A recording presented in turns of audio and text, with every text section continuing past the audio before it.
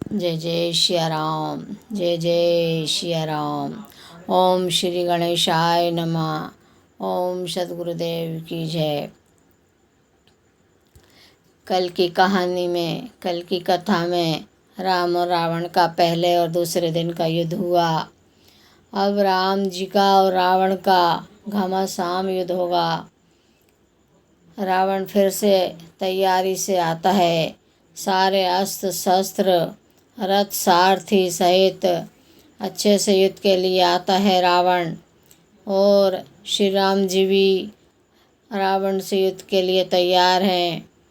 पर अब रावण जब युद्ध स्थल पर आता है तो रावण श्री राम जी की ठिठोली करता है। कहता है, ना तुम्हारे पास पैरों में पदराना है। पदराना मीन्स चप्पल, जूते। ना तुम्हारे पैरों में पदराना है, ना तुम्हारे पास रथ है, ना घोड़े हैं, ना सारथी है। तो इधर हलचली सेना में हो जाती है और रावण हाहाकार करता है और तैयार से युद्ध करने के लिए तैयारी हो जाता है। तो देवता लोग कहते हैं, श्री हरि के पास रथ घोड़े नहीं हैं तो क्या करें। तो श्री हरि श्री राम जी कहते हैं, उनके पास यश, धर्म और मोक्ष, कीर्ति के 4 घोड़े हैं और यही उनके अस्त्र शस्त्र। उनके पास तो अगस्त जी, उनके पास तो अस्त्र शस्त्र सारे हैं। सारे ऋषि मुनियों से उनको अस्त्र शस्त्र मिले हैं। अत्रि जी ने उन्हें सारे शस्त्र दिए थे, सारे बाण दिए थे, तो उसी से रावण की विजय पाएंगे। मगर विभीषण जी कहते हैं, हाँ प्रभु, आपके पास रथ नहीं तो रावण से कैसे विजय होगी। ये आतताई तो आकाश मार्ग में भी उड़ेगा और बादलों में भी छुप जाएगा। उसके पास बहुत सी माया है। तो भगवान कहते हैं, वे भी मायापति है। वे क्या माया से कम हैं, वो क्या माया से परे हैं। वो भी मायापति हैं, उनकी लीला को कोई नहीं जानता। रावण आदर्श होगा तो वो भी अंतर्यामी हैं, वो भी आदर्श हो जाएंगे, पर उनकी लीला को कोई नहीं जानता। इधर देवता लोग सोचते हैं कि नहीं, श्री राम जी के लिए रथ का इंतजाम करना चाहिए। तो इंद्रदेव से कहते हैं कि अपने सारथी और अपना रथ श्री राम जी के लिए पहुंचाओ। तो इंद्रदेव अपना रथ और अपना सारथी पहुंचा देते हैं। रथ पहुंचाते हैं और उनका मातली नाम का सारथी भी रथ में बिठाकर श्री राम जी के लिए आ जाता है। और जब मातली सारथी और रथ आता है तो श्री राम जी को रथ पर चढ़ाकर युद्ध चलने लगता है। अब युद्ध बहुत घमासान होता है। शीश पे शीश काट देते हैं श्री राम जी। हाथ भुजाएं काटते हैं, भुजाएं काट काट कर काटते हैं और फिर से जुड़ जाती है। शीश भी काटते हैं, फिर से जुड़ जाते हैं। मगर रावण और बहुत ज़ोर ज़ोर से अट्टहास करता है, हंसी उड़ाता है। पर रावण माया दिखाता है, अस्त्रों की वारिश करता है, शस्त्रों की वारिश करता है, अग्निबाण चलाता है। इधर राम जी भी कम नहीं, सब जैसा रावण करता है वैसा श्री राम जी भी करते हैं। और लड़ते लड़ते विभीषण की ओर देखने लगते हैं। इसकी माया समझ में नहीं आ रही तो विभीषण जी कहते हैं कि हे भगवान, ये ऐसे नहीं मरेगा। इसकी नाभि में अमृत है, ये जब इसका अमृत सोखेगा तब ये आतताई मरेगा। तो श्री राम जी एक साथ 20 भुजा के लिए 20 बाण, 10 शीश के लिए 10 बाण, ऐसे करके 30 बाण हो गए। और एक बाण अमृत कोश सोखने के लिए ऐसे 31 बाण छोड़ते हैं। जब 31 बाण एक साथ छोड़ते हैं तो रावण धराशायी हो जाता है और रावण मर जाता है। जब रावण मर जाता है तो हाय कल्पना रावण करता है, हे राम, तुम्हारे साथ तुम्हारा भाई था तो तुम्हारी जीत हो गई, मेरे साथ मेरा भाई नहीं तो मेरी हार हो गई। इसलिए हारे हुए को राम जी अपनी जाचक जोगी की योनि देते हैं और रावण जैसे पापी को भी हाय राम बोला, एक बार राम कहने पर भी उसको मोक्ष देते हैं। और विभीषण जी जब रावण खत्म हो गया, रावण मर गया, तो विभीषण जी के अंत्येष्टि के लिए राम जी ने पहुंचाया कि जाओ रावण की अंत्येष्टि क्रिया करो।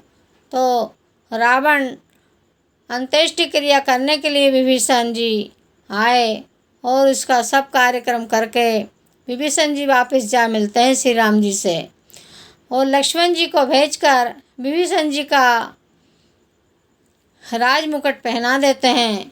इधर श्री राम जी विभीषण जी श्री हनुमान जी कहते हैं, हे नाथ, अब सीता माता को लाने में कौन सी देरी हो रही है।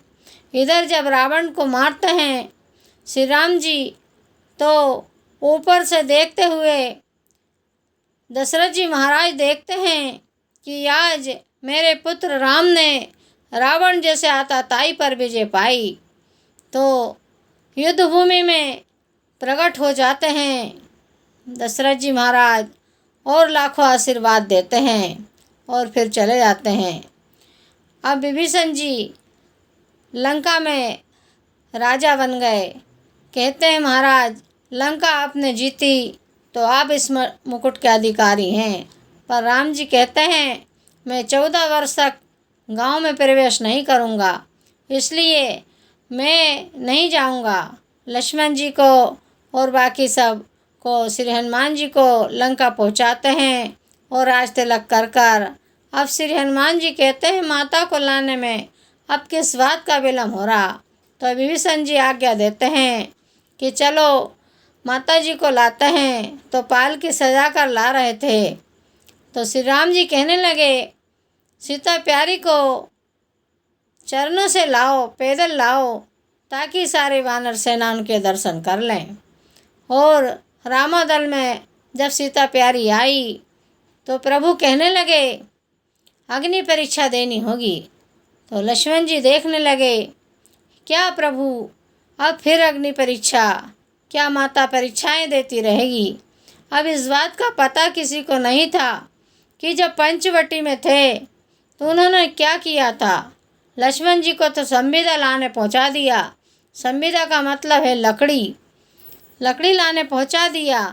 और इधर वो दोनों श्री राम जी और सीता प्यारी अपनी लीला कर रहे हैं।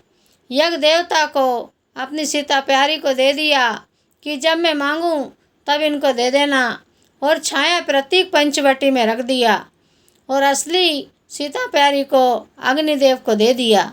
तो वही अग्निदेव को वहाँ लंका में प्रकट करते हैं और कहते हैं अग्नि परीक्षा होगी। तो अग्नि में से जब यज्ञ नारायण निकले और सीता प्यारी साथ में आए तो सब अचंभित रह गए कि अग्नि परीक्षा माता की कैसे होगी। माता कहती है, हे सीता, सीता प्यारी सीता मैया कहती है कि हे अग्निदेव, मेरे लिए आप श्रीखंड के समान हो जाओ, इतने ठंडे हो जाओ कि मैं सबके लिए अग्नि परीक्षा दे दूं। और यज्ञ नारायण निकलते हैं, सीता प्यारी उसमें से निकल के वापस खड़ी हो जाती है और श्री राम जी तक आती है। जब आ जाते हैं तो कहते हैं, अब लंका का काम खत्म हुआ, घर जाने की तैयारी करो, अयोध्या जाने की तैयारी करो। तो विभीषण महाराज कहते हैं, ये पुष्पक विमान में सारे बैठ जाओ, इसमें सब आ जाएंगे। बहुत बड़ा था।